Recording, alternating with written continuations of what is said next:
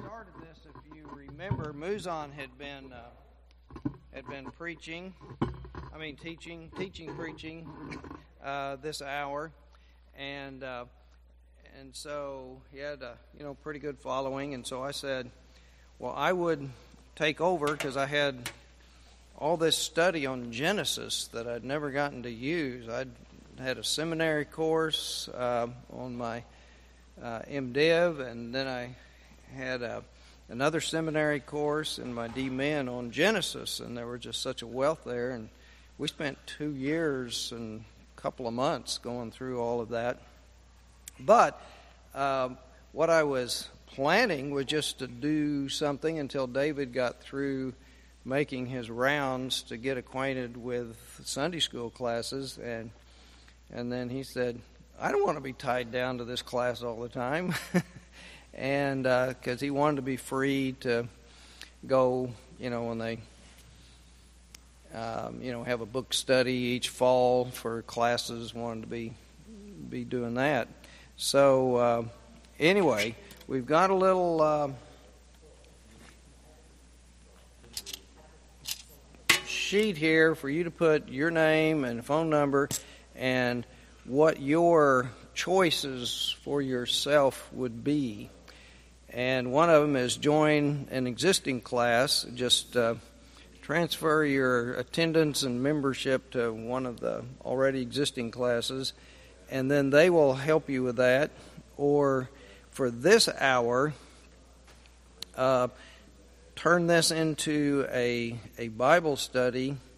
There are some options to, like if you all have not gone through all of the disciple Bible studies, someone could be trained in that, and rather than the format for meeting once a week for the 2 hours, they might use the video and do, stretch it out over that time, or some other different format, or hang in here and do the lecture class. But the part of the Bible study, you'd have to gather down a little closer and have a little more discussion. I don't know. They could rotate different people in for a month or 6 months or whatever if it was like the disciple. But they want your feedback of what you're interested in. And if all of you say, well, I'm tired of doing this, I want to go have coffee and donuts and socialize, whatever. So, I'll let you just kind of pass this around, and you can be thinking about it. We'll do it next week, too, if you want to cogitate for a week to, really decide. And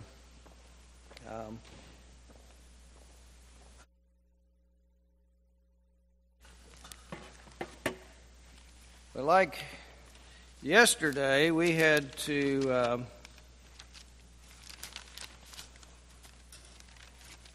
when my oldest son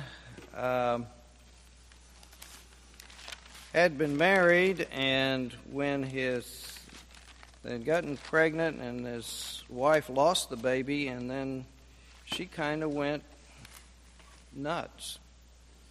And he kept trying to tell her, he's a psychiatrist, he says, this is a death grief response. You need to get help. And she wouldn't listen till after she burned all of her bridges and had gone away. Then he met someone else, and she had a son, and then whose father didn't have any interest in him, and so Will adopted him as his own.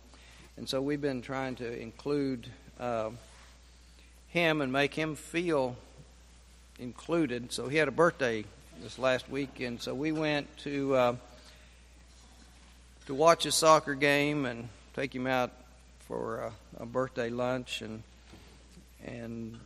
so I had to get up early and spend 4 hours driving yesterday, and then then we had a death, and the family wanted to see me yesterday evening. So I'd worked a little bit, but it's 9:30 when I got home, and I tried to finish up. And at midnight, I was too tired. So I'm going to have to wing. I'm not going to be fully prepared, but that's part of what my life has been like. You know, I'm on call 24/7. We don't have weekends to go visit grandkids because I got to be here. So anyway, yes. Oh, thank you. Thank you. Well, I won't be going away. I'll be around, but I won't be on call 24/7. And I guess Amy will get all the funerals, or maybe some will divide it up and get to know everybody, and they won't be so heavily on one person's plate. Well, there is a possibility. Yeah, she's fun. You know, she's...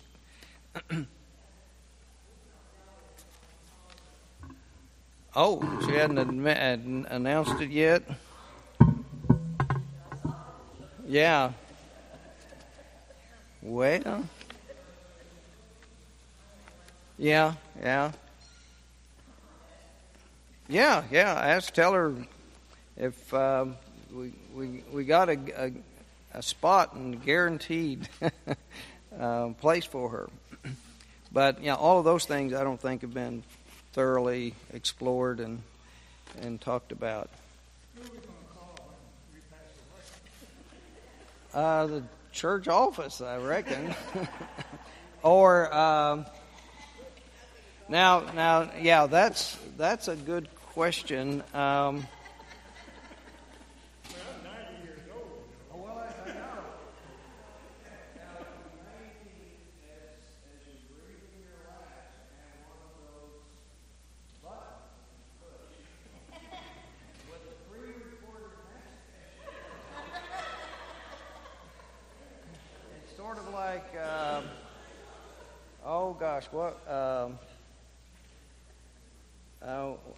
drawing a blank on his name, but the black family that were on TV, and the older guy is Fred something, and Sanford and Sons, that he would, whenever he wanted to get his way or attention, he would act like he's having a heart attack, and he was, Elizabeth, I'm a coming. And you can pre-record your message, and we'll do something. But one of the things that I am retiring from is the on-call 24/7 and all of the funerals, and a big part of that is that I have lots of strong bonds and relationships, and I've taken care of a lot of folks when the spouse died, and you're still here, that have lots of those bonds. But for whoever, in this case Amy, but whoever fills a slot like that cannot build those bonds of love and care if the former person keeps coming back and doing the job. And it's not fair to that person to interfere with their being able to develop those relationships and do the job. And as you know, Amy is very talented and capable and a great preacher, so it'll be okay.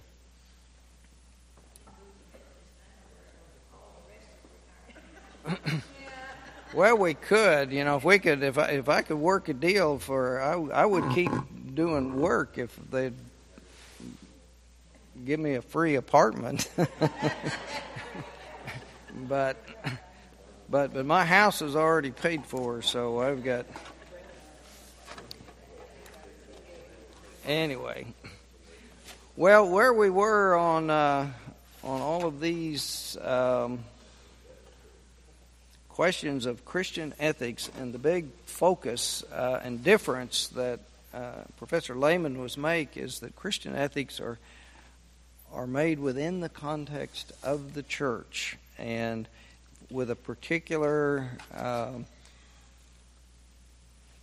given that there is a God, and God created us, and we believe God has a particular will for how things will be in the world, and that's a key ingredient to Christian ethics as opposed to any secular ethics, and also that Jesus Christ is a revelation of God's will, but through the resurrection that the living Christ is with us, and that there is a dynamic operating within the life of the church through the Spirit, that there is an element of the presence of Christ and the will of God working through the church, through this Spirit, not just informing us and revealing to us what God's will would be, but also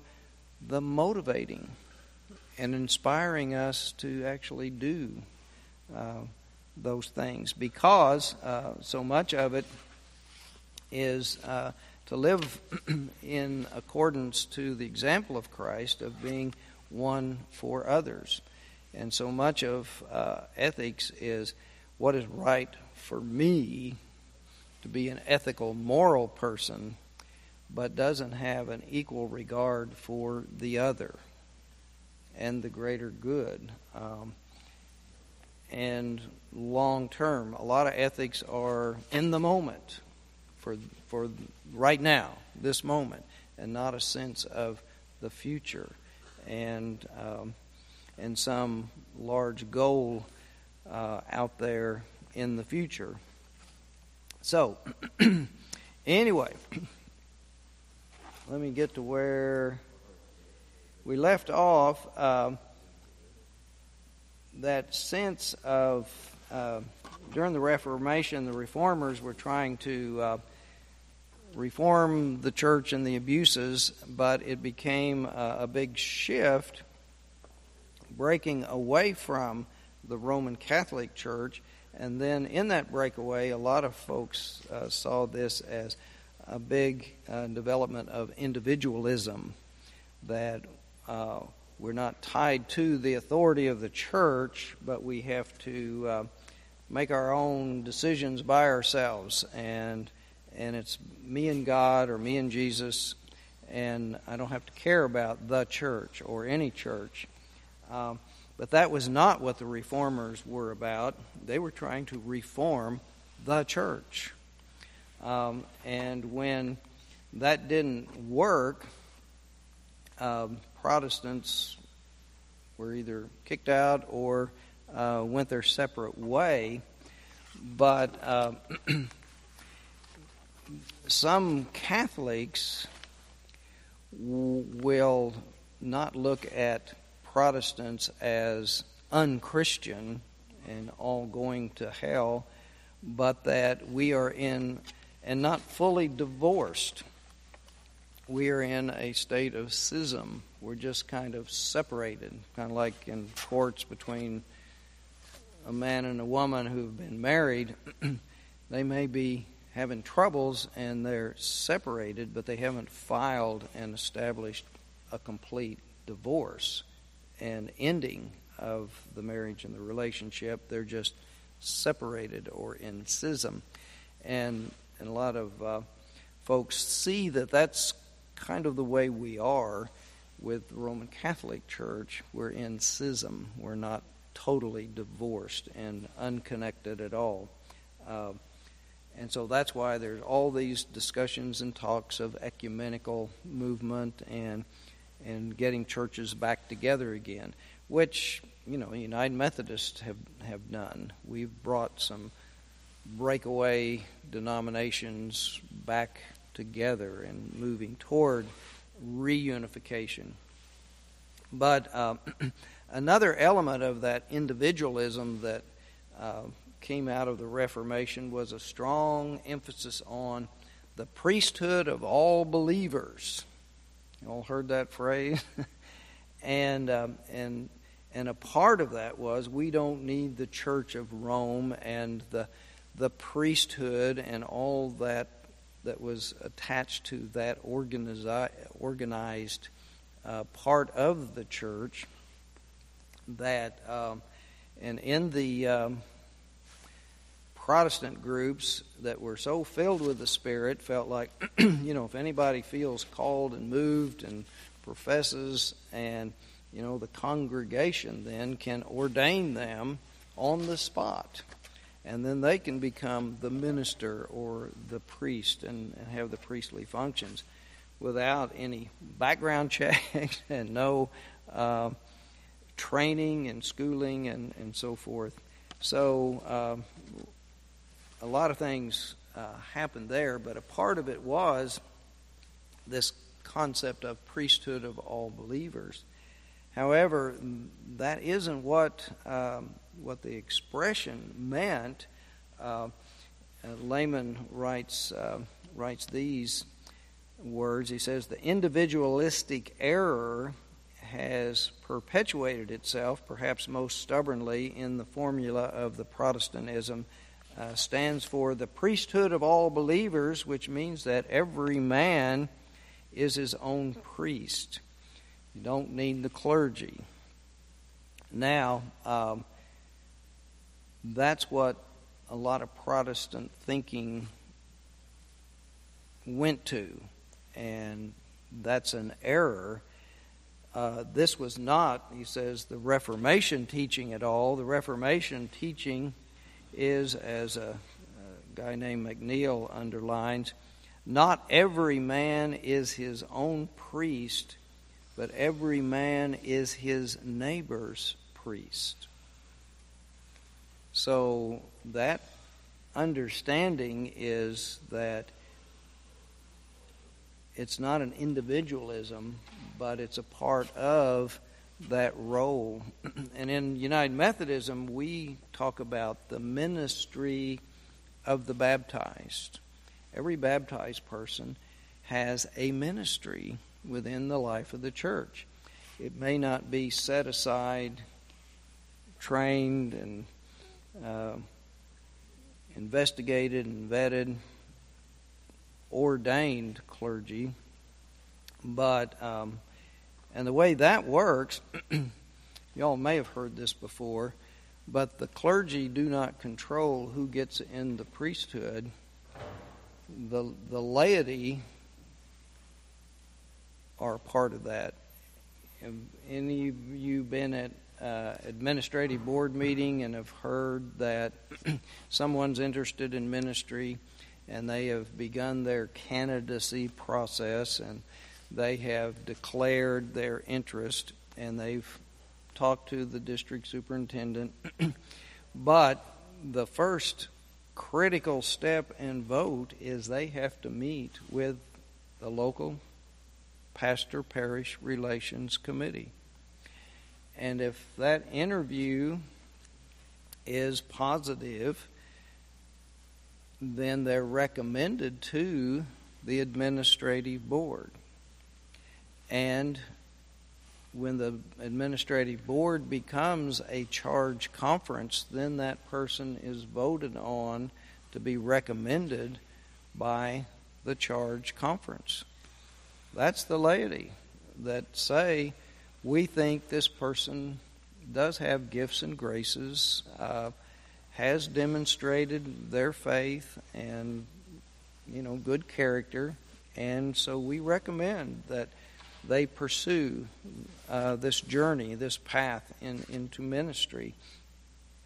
And then it's really hard because the requirements are pretty stiff for education. You have to have a college education and then seminary education, a master's of divinity. And all along you're meeting with district committee on ministry, the annual conference board of ministry, and in your work in seminary, You have to write a paper and thesis, and they have field work where they send you out to churches, and you have a supervising pastor. And, all of these people are critiquing you. Usually affirming and giving good, constructive education, criticism to help you grow and improve. But nevertheless, it's a long process. A far cry from priesthood of all believers, where if I just feel called to the ministry, the Lord has called me, wants me to be a minister. Will you ordain me today?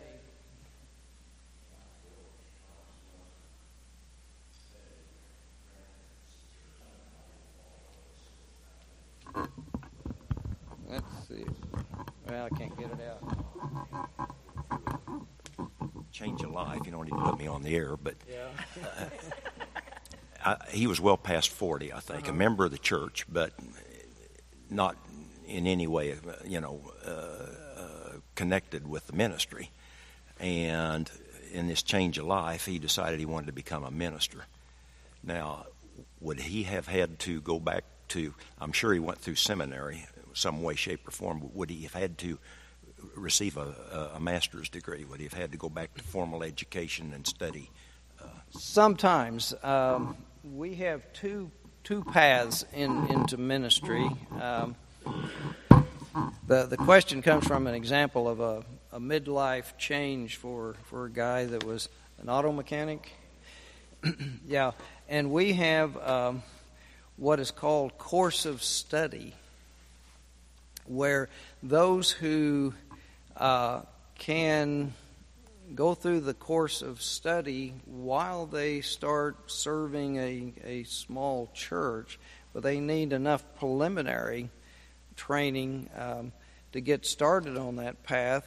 And the course of study is for those who cannot afford the time or the financial part to stop their main career that earns money and go to some place where the seminary exists and then try to find another job.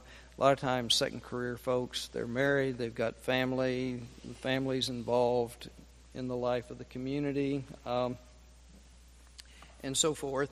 And so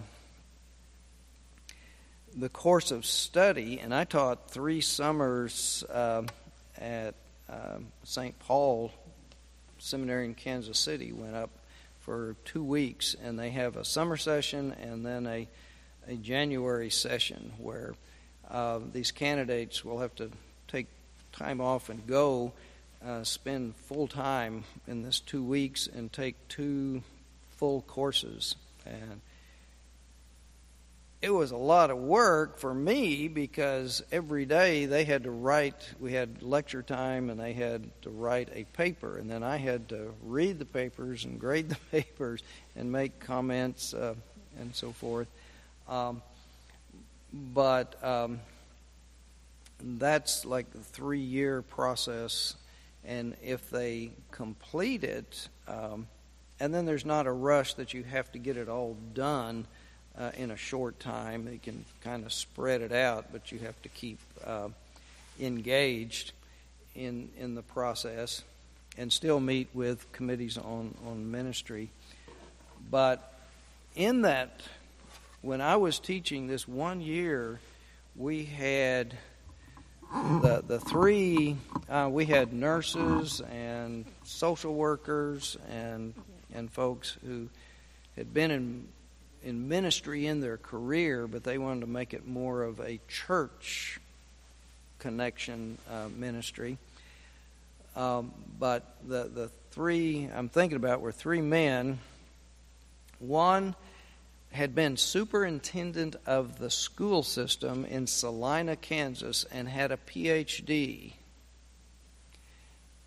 And working with kids and families and all of that, he was in all of the politics. He was just kind of had his fill, but he was a brilliant individual and had a deep heart, and he was love for people, and was a member of his Methodist church and had served all the lay positions leading in the church, but felt called to ministry. And so he was there. And, this was a little bit intimidating because he was so smart and so deep in his faith, but yet he had to do the course of study, which he hadn't had yet. And in his state in life, he wasn't looking to work his way up to the significant pulpit, high steeple church. He just wanted to serve the church, and he had enough years. He had decent pension, so the income issue wasn't so critical. Another guy had been a John Deere heavy farm equipment salesman, and he had climbed the ladder of success and had reached the prime district for sales for John Deere equipment. Any idea where that might be? You would think. Try Belgium. Belgium. A very intensive agricultural country, and anyway, but he had gotten that district, but doing so well in that job, his marriage and family had failed and dissolved, and he was in a deep emotional, personal crisis and examining his life and what's important and what he wanted to do. And he had been a Christian, and I think he had, found his way back, and felt like he didn't want to do that sales stuff anymore, and felt like his whole life needed to take a different course, and felt like ministry would be it. So again, another very talented, skilled person, very articulate. I mean, if you can talk to people and make the sales and have the good relationships and contacts, he had many, many transferable gifts for ministry. The third guy was about 60 or so,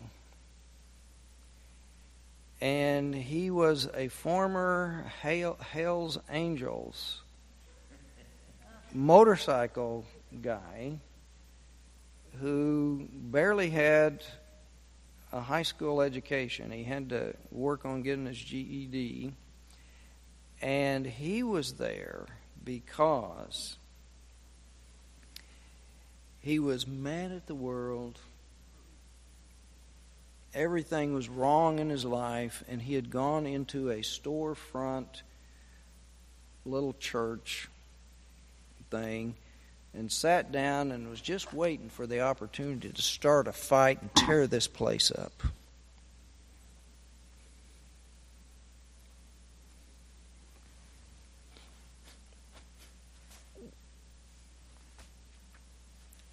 But his heart was moved, sitting there listening. And he kept sitting and sitting, and he never got up and tore the place up. And he kept coming back. And then he felt called to go to places and serve places like that, to be the preacher and to tell his story and to try to help people. Not go as long and go as far into the depths as he had gone. And since he didn't have the education, part of the school of continuing education, you have to write papers and you have to type them up and turn them in. It's just part of the academic level.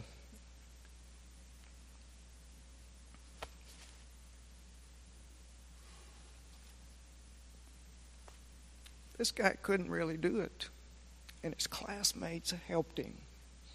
everybody pitched in and helped him get through. So I don't know, where he went, and because I wasn't a part of, the board of ministry and district committees on ministry when in Kansas, since I was recruited from Oklahoma to come teach the pastoral care section. But anyway, these folks that you're asking about who are second career folks, there is a path where they don't have to go, and they can get licensed to preach, and they can be lay pastors.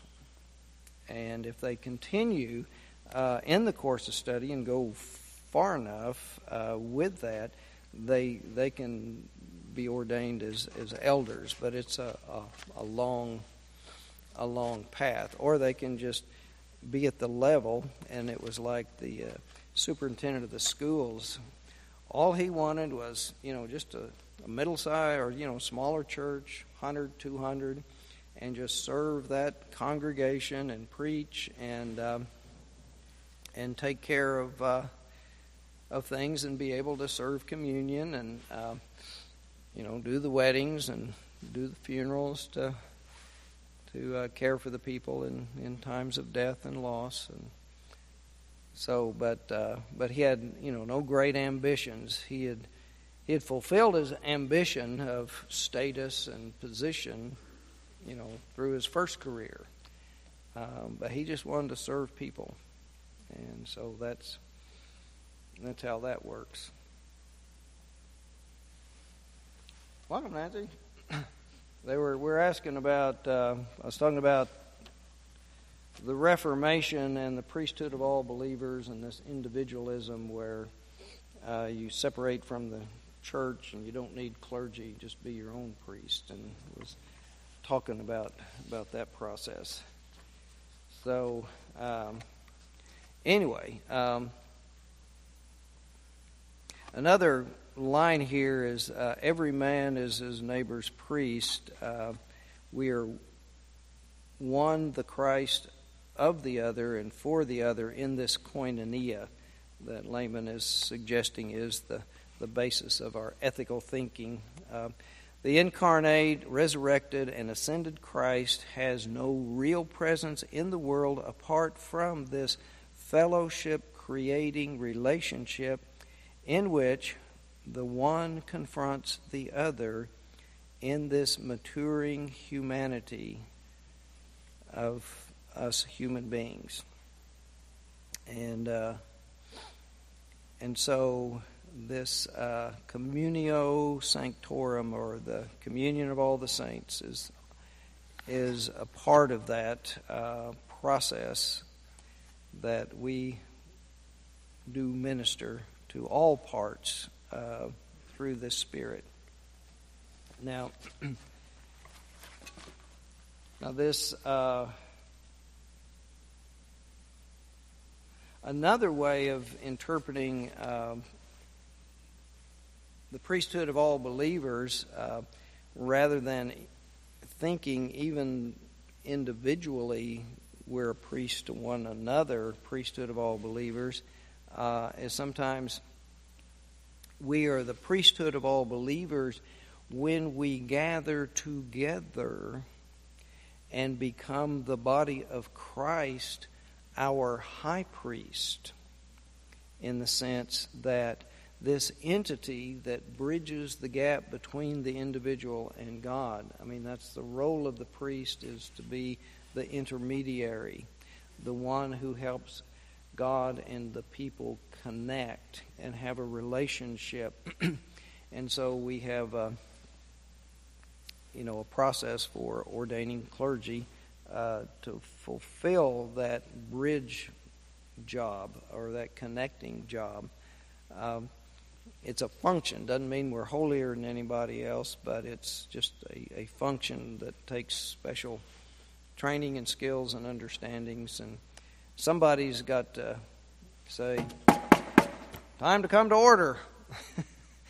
Hush, hush, hush. Time to come to order. Time to begin. The hour has come when all true believers gather to worship God. Anyway, somebody has to fulfill some functional roles. But it's impossible for an individual to fully connect with God in isolation, but the fully connection through the gathered community is closer, just as the opposite idea of priesthood of all believers, meaning each individual becomes one's own priest. If we're going to be priesthood to others beyond just individually one-on-one, but a part of that body of Christ, we come together. We need to be there in this gathering in order to help that happen. And so that's a priesthood of all believers, in the sense of all believers together is that priesthood of all believers. Then Dr. Lehman writes that there are several New Testament texts to reinforce this idea, and his summary of that is, everyone is his own or his neighbor's priest in the one, the Christ of another. We are Christ to one another. This is the Christian life, life in and of the koinonia. The incarnate, resurrected, and ascended Christ has no real presence in the world apart from this fellowship. And it's in this relationship of the one to the other that the ethical questions arise, getting back to the ethics. What am I, as a believer in Jesus and a member of this church, to do? What am I to do? That's the ethical question. But we can, and we easily do, get bogged down, Lehman points out, to this with one another, the problem of definitions and distinctions. When we speak of the church, what do we mean by the church? Which is the true church? The koinonia, Lehman is pointing us toward, and that Paul, when we're studying Paul, was trying to help the church, or help the Jesus followers to become. There seems to be the empirical institutional reality of the living and alive people today that gather in a particular building on a piece of real estate in a particular place at a particular given time.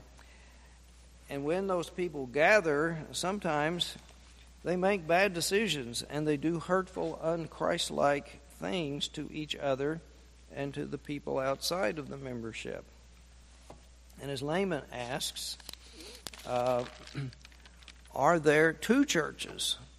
One invisible and the true church, and the other a visible but false church. Now, during the Reformation, the Protestant reformers were saying, well, yeah, there is an existing false church, and we're here to reform it and transform it into the true church. But our vision of what that true church is invisible because it doesn't exist. We're trying to reform and correct it and help it become that. So there were various corruptions that the reformers saw in the practices of the hierarchy and some of the priests, but it was still the communion of the saints, the witness, the traditions, the sacraments, the Holy Scriptures, which were all a part of that true church, some visible and some invisible aspects. So the reformers also recognized that at any given moment, in any time, one might be a sinner and opposing and harming the true church by one's behavior or one's false teaching and preaching and behavior. And then at another point in time, one might become an exemplary person, following in the way of Christ, building up the church, the body of Christ. And we just have to think of St. Paul. I mean, he begins persecuting the church, going out to stone some of these Hebrew heretics that were trying to ruin the synagogue. But he was attacking the church. And at first, he's a great, powerful persecutor, and then he becomes, after his conversion experience, the great teacher, preacher, theologian, leading and guiding the church to become more faithful and closer to being this koinonia. So, in a sense, we're always on the way, growing, maturing in the faith individually and collectively. Now, our social principles, the big document of ethical implications of the faith, and our United Methodist Book of Resolutions that comes out, and it seems like it just gets bigger and bigger and bigger and fatter, but I realize that if they don't go in and edit some resolution and make it a new resolution, it's something like 2 or 3 general conferences, that resolution drops out. It has an expiration date.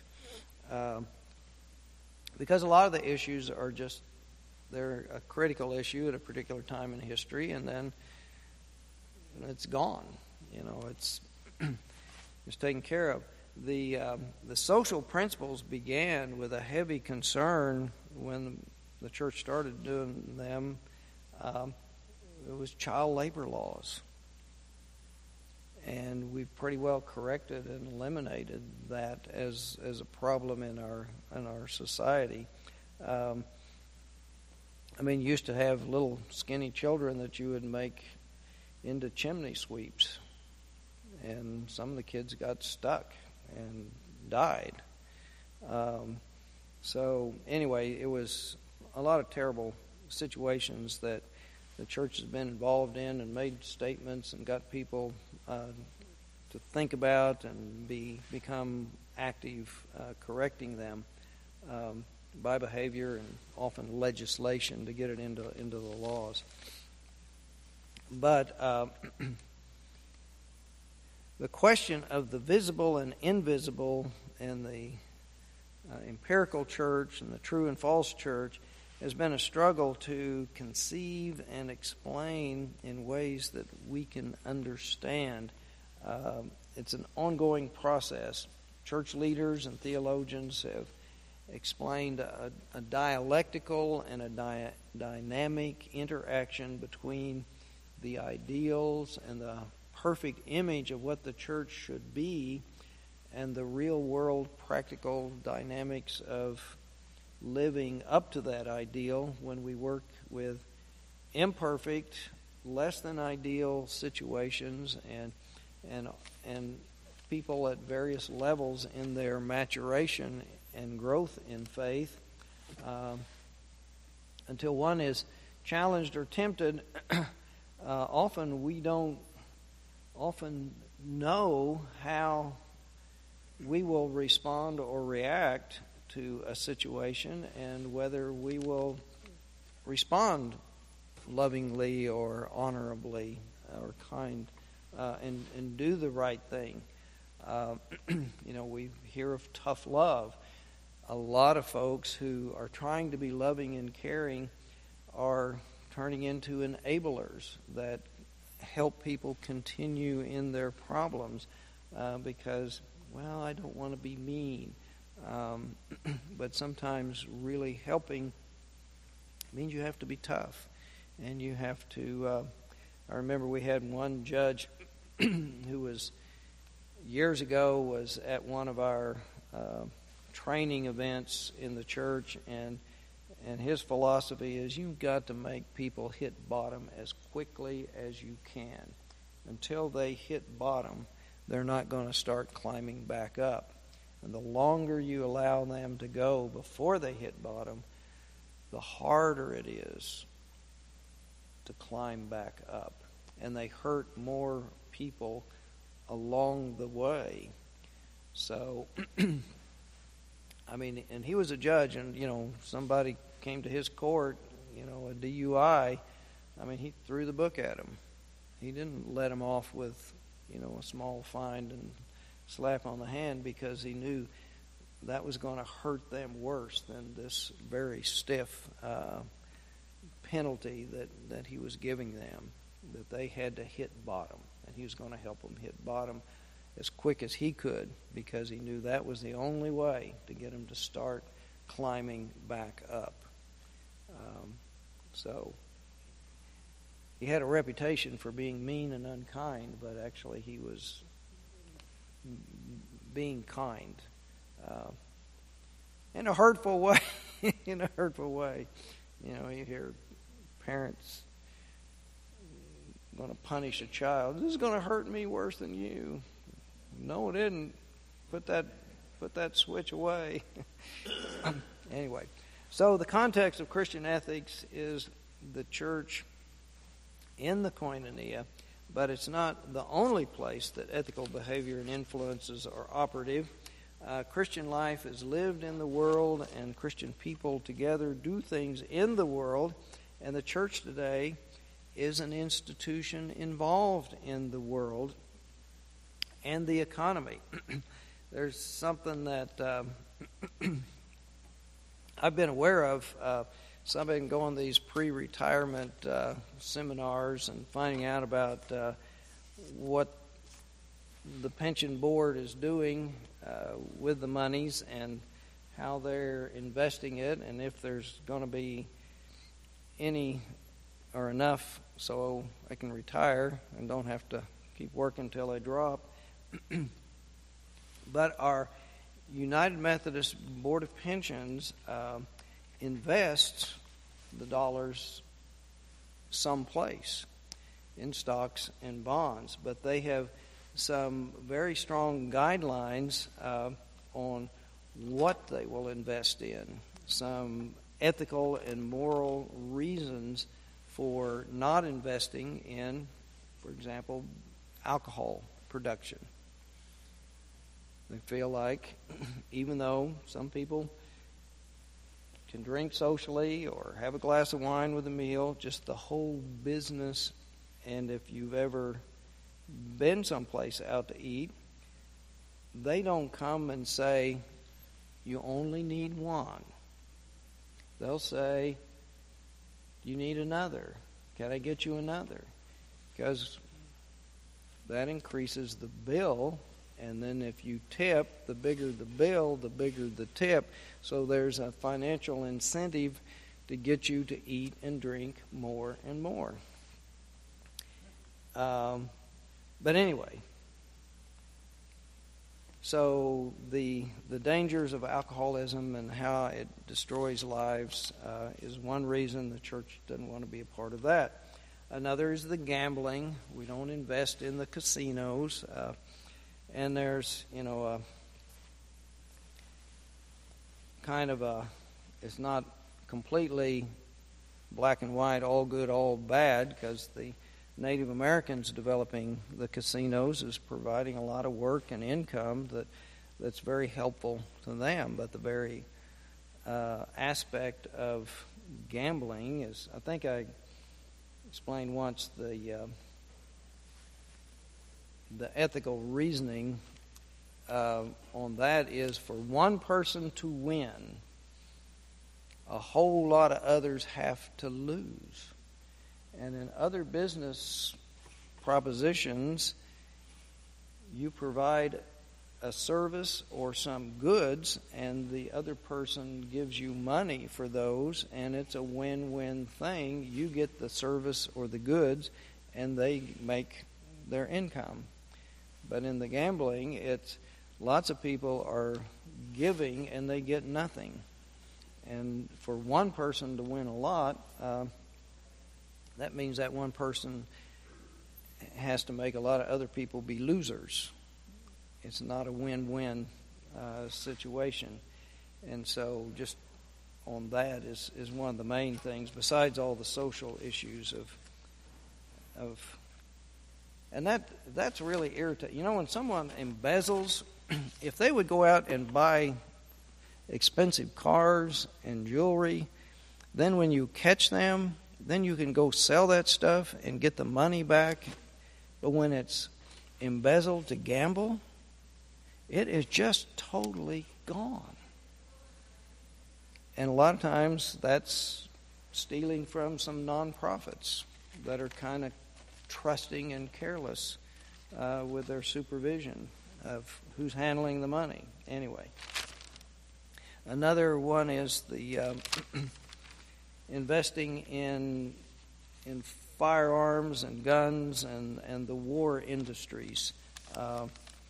You know, even though a lot of people have little 22s or shotguns to go hunting, that whole process of being a part of a business that is an industry that's putting so many guns on the street. I mean, how many shootings do we have a day here in our city, much less the whole country and world? And it's just, church didn't feel like we need to be a part of that. We don't need to be supporting that, investing in things that are harmful. But anyway, there are some things that folks have felt like the Board of Pensions shouldn't be involved in, because some of the business practices of the corporations, or, I mean, there's a time doing business in South Africa when they were practicing the system of extreme apartheid. We felt like, yeah, those businesses are making a lot of money, but they're a part of an unjust system. I mean, it may be back days where if you were a northern banker and a southern agriculturist wanted to come to the northern bank to get a loan, but you knew that person practiced slavery, the business that they wanted the money for didn't involve slaves, maybe, but just to do business to support an unjust and an unfair system. Felt like I can't do that in good conscience, or some of those things. But anyway, the church has so many stocks in these portfolios. They've got such a big amount that they've got a seat at the table at the stockholders' meetings in order to try to influence some of the ethical and business practice issues as they come up. So they're hanging in there and using that power to try to influence for better working conditions and more just treatment for either employees, customers, environment, and so forth. So anyway, those are some of the examples where it raises the question, what shall I do as a Christian, as a member of the church, in the life of the church and in the world as we impact the world around us? Another one, my son is writing a paper, and he wanted me to look it over for him and for one of his classes at OCU, and it's about the just war theory. Now, that's not strictly a Christian document, but it's a question of various questions to ask before you start a war. You know, and it has to do with, what are we going to gain? Are we starting a war to seize property? or a lot of concern during the Vietnam War was this was all about oil.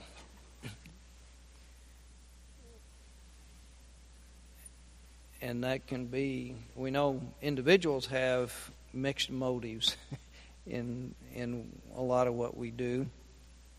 But then whether to start a war, the whole question of collateral damage and innocent victims and what would happen to the culture, the society, and so forth if we launch this war, and can we control it, or will it turn into a global conflict with millions dying if we start it? So those questions about a just war, there has to be a strong enough justification to bring about some kind of good and so forth to even think about beginning a war. Then the just war theory has, in the middle of this war, what rules will you follow in your acts of engagement? If in the middle of a town is one bad guy is bombing and obliterating the whole town, justified to get rid of that one bad guy. Now, if it's Adolf Hitler, you may say, well, yeah, a lot of collateral damage would be justified if we could eliminate him. But then questions, nuclear weapons, germ warfare, chemical warfare. We're in this to win. We're going to have this war. We're not in it to lose. We're in it to win. So how far can we go in a just war ethic? That was the tough question with the atomic bomb. Lots of civilians were killed in Nagasaki and Hiroshima. The justification was there would be so many more killed if we had to invade and had a land invasion. But those are the things in the balance. And then after the war, the just war, how do you rebuild cultures and societies? How do you punish the losers? If someone started a war. We saw that the punishment of Germany after World War I only fueled the fire to bring about World War II. So the just war theories can be influenced by Christians in the discussion of trying to stop and think about all the parameters that's getting involved and what's going to happen, not just in this moment, but in the future. And then if we use some of these elements, and if they poison and pollute and destroy the earth to such an extent that people are dying from radiation exposure hundreds of years from now, the few that survive, is it justifiable? Those are the questions of ethics, to where we try to think and then have the will to do what's right. Anyway, there are a whole bunch of things in our social principles that weigh in the balance the conflicting needs and interests. Let us pray. Time's up. Dear God, we thank you for all the ways you do help us, and that we need help being able to express ourselves when we have concerns, and not condemn and blame folks for being evil if they have other thoughts, for it's only in discussing and raising the questions that we can hopefully find the right answers.